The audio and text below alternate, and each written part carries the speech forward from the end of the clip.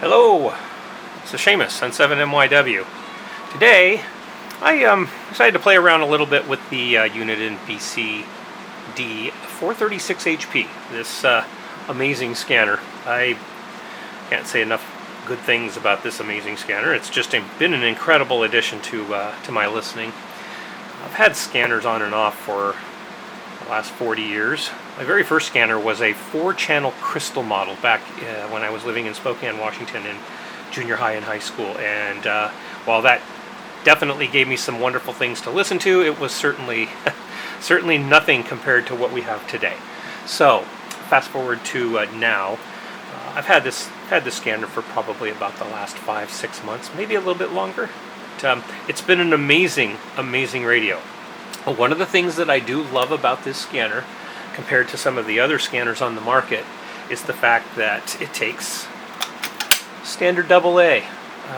These came with the radio. They are just Uniden's rechargeable standard 2300 milliamp. But I can go down to any corner supermarket or convenience store and get batteries at any particular time. Compared to the SDS 100 and some of the others that take a battery pack that's really huge, and once your battery goes dead, unless you've got a second battery pack to slide onto there, you're kind of stuck. You have to go charge it. So this is nice. I can pull these out, and I do. I recharge these frequently, but I have many other sets of rechargeables. I must have 30 or 40 other rechargeable AA's that I can just put in here at any time. So this is great. But something that I thought I would make a video about, and I haven't seen anybody do this yet on YouTube or anywhere else, but I'm sure somebody else has already done it. One of the great things about this radio is the fact that you can use other power sources. So I can certainly plug it into a standard power supply or plug it into the wall, and it will scan, and you can monitor. It will not charge batteries at the same time, and that's fine. You can just pull the batteries out and run it off the wall power or a DC power supply. But something I got to thinking about the other day: why not use a battery pack? So enter this little thing. We see these battery packs day in and day out at every single store around the globe. They're mainly meant for cell phones, and they have 2 USBs and a small little micro USB in there. They usually will charge my cell phone 2 or 3 times before this finally goes and has to be charged up. Got a nice little lamp there to show how much battery power. But what if we were to use this on this? Will it do it? So I took off that, pulled out the batteries,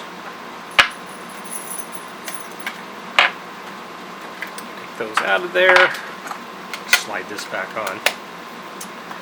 Now this particular cable that came with the scanner, just a standard USB, goes into any power port. I'm going to slide it into here, put that there, top this down here, plug that in. Question is, will it work? It says no battery. That's fine. I'll hold that down.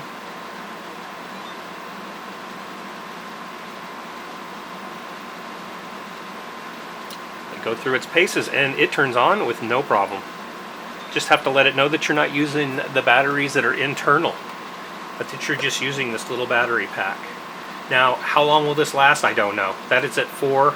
I'm going to let that sit, but in all likelihood, it's going to last a fair amount of hours. Now, this is a 5,000 milliamp battery pack. If these batteries are 2300 and they last me 6-7 hours, it's a pretty good idea that this is probably going to last double the amount of time. And I can take this anywhere with me, when in the car or wherever else.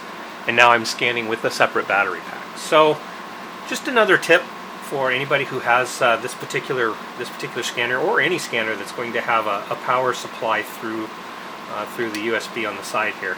You can just use one of these little battery packs, and these are nice and small, portable, and they don't cost much. I think this cost me $10, and honestly, the price of this thing right here, it cost me just as much for a 4-pack of AA rechargeables at right around 2,000 milliamps compared to this thing. So, just a thought. It does work great. It's not like there's any degradation in quality. That right there is my local fire ambulance dispatch. So it works great. So just a little bit of playing around with that, and thought I would share that with the world. I'm sure, like I said, I'm sure that somebody else has come up with that.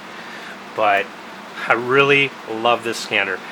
I have to admit, the STS 200 has been on my watch list for a long time, but honestly, at $700 without DMR and NXDN upgrades, I just certainly can't get it. Now, I have been using ProScan with this, and I love ProScan. ProScan works really great and actually converts your computer into almost an SDS 200 or 100 by allowing me to use this with the color screen. But that's for a different video. Wanted to share this about the battery pack. And I don't know how many ham radio handhelds you'd be able to do this with. Probably very, very few. But there it is. Thank you so much for watching. I really am enjoying putting the videos on YouTube here, and appreciate everybody who has subscribed or given me a thumbs up. If you haven't subscribed, it's free to do so. Please hit the subscribe button. Let me know what you think in the comments below. Check out the other videos I've had on other ham radio accessories, ham radio radios, scanners, shortwave radios. Those are the things that I really do enjoy to do. So saying all of that and appreciating how much you subscribers mean to me, I'm going to say 73s for now, and I will catch up with you another time. Thank you so much for watching.